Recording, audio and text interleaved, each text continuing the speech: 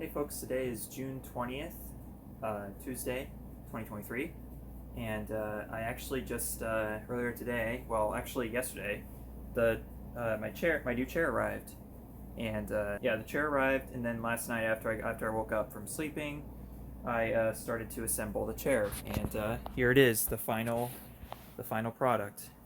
So yeah, this is so the brand is Patio Mage. They're based in China. That's where the parts are assembled. Obviously, it's where a lot of stuff in America is assembled. But well, the parts at least. But yeah, so I put together a chair, and it is freaking awesome. Definitely worth the money. It's a far cry from this. This is my old chair. I've had this since June 2017. So 6 years now. I've had this chair, and I'm done with it. Yeah. So and it was a good chair for as long as it lasted, but within the past like few months it got really painful to sit on this. Like, first of all, like I showed before, like these springs uh, became visible, or however that is. Like, I just sat on the chair for so long over these years that these became visible and became I was basically sitting on springs at this point. And also, I think when I originally assembled this chair, I didn't do it right or something. Like a screw came loose or something, so like the chair kind of leans back further than it should. I think. I'm not entirely sure on that. Maybe it's supposed to lean back. I'm not sure. It just feels kind of off. And also, a couple bolts fell out of this armrest. And not only that, but also me constantly leaning my arm on it over time has kind of caused it to break as well. So, but also it was all leather originally, but yeah, like I said before, I didn't provide Lau with the proper um, scratching posts that he needed, so he took it out on this chair, and I deserved it. But yeah, that's the effects of it basically. Make sure you properly take care of your cats with scratching posts. That's all I can say. They need something um, to shave or to cut down their claws, and they're gonna find something, whether it's the scratching posts or your chairs. But either way, this chair is freaking awesome. So it's already very comfortable on its own. Like, it supports my head, it supports my lower back, it supports my butt. Um, but also it's extremely adjustable too. Like this armrest, you can pull them forward and back, sorta. You can also turn them, and then also, I mean, like usually, you can lower the gas thing or whatever with the same lever. But there's an additional lever that kind of locks the chair, the back, in place basically. This one, or I think it's one of these. Oh well, yeah, this one's the lift, obviously, that most chairs have. But there's this one which is recline, and if it's locked, depending on what oh, like, it goes. I can't remember which setting it was, but basically, if one setting it's locked in place, and another one you can recline it back, and finally, it also comes with a footrest that you can kind of extend out. Then you turn it like this, and there you go. I can rest my feet on this basically, and essentially probably sleep on this chair if I wanted to.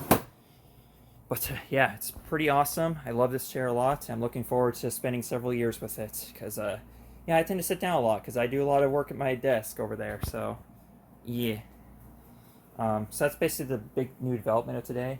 Also, I was practicing Super Mario Bros. 2. I've actually been kind of doing this on the NES emulator.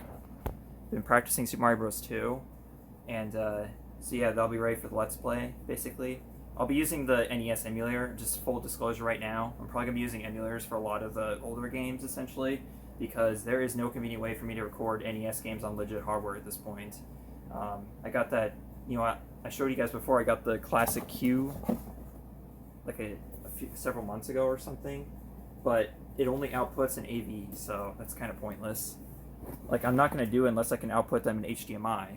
I mean, there is the NES Classic. That's Nintendo's official way of emulating those games, and yeah, that's one way I could do it. But no matter whether I do it on my PC or on the NES Classic, I'm going to have access to save states, and that's just a fact. And I hope people are okay with that. I don't really take issue with save states that much, honestly. Like especially these older games. The way I see it, it's basically, I guess you could call it like training wheels, sort of. But I like to think of it as just a modern way to play the old games, essentially. Because the only thing it's doing is it's just saving you time, essentially.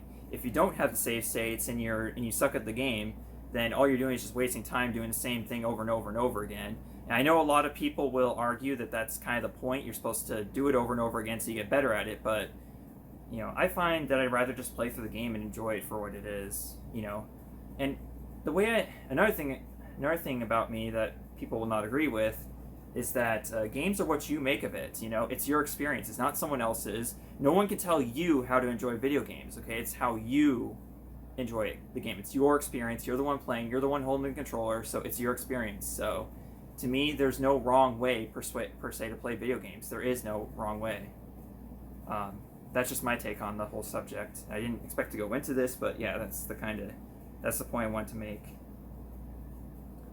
Now, in the cases of being a content creator, I guess some people will be like, no, I'm not going to watch because you're not playing it the way I would want you to. But that's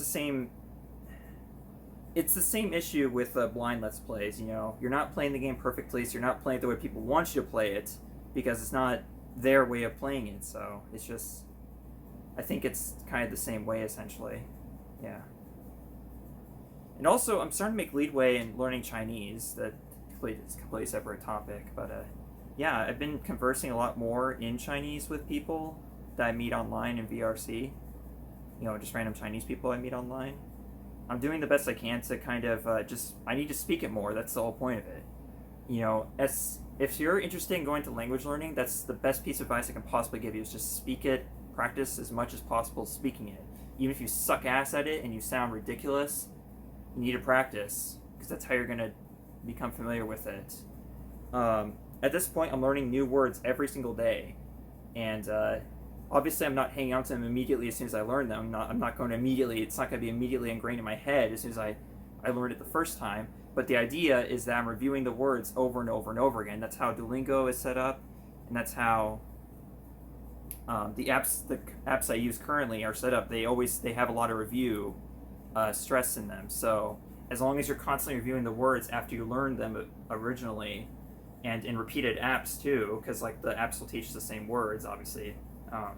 So eventually you'll come across the words again in another app, and also being reviewed in the current app that you're using. So, as long as you're using multiple apps, I think you'll be pretty well off. But obviously you got to practice speaking it too.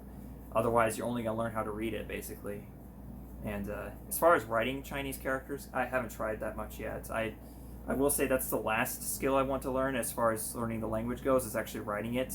I know you're probably going to memorize the words better if you write them down, but I might do that with like the pinyin for now or something. That's the pronunciation, the English pronunciation basically of the words essentially. Maybe I would do that first, but writing is the least of my concerns because the fact that writing is not that important these days. Everything's digital, so as long as you know how to type it, and all you have to do to type a Chinese word is to know the pinyin, then and obviously you know the pinyin if you know the pronunciation. So yeah, a lot of stuff, a lot of random crap basically I talked about. We're still recording, yeah, for less than a minute. Okay, so that's all I have to say for today, folks. It's been June 20th. Tomorrow's June 21st, which means I'll be playing Super Mario Sunshine. And I think I'll record it this time. I will play on Dolphin Emulator, so I can do it widescreen, 60 FPS, which I could not do previous years. So this will be my first time experiencing it that way. But I could also play it on GameCube and actually have the progressive scan enabled as well, so it'll look really good there either way. But that's all today, folks. So see y'all tomorrow or whatever day I decide to record again. So bye.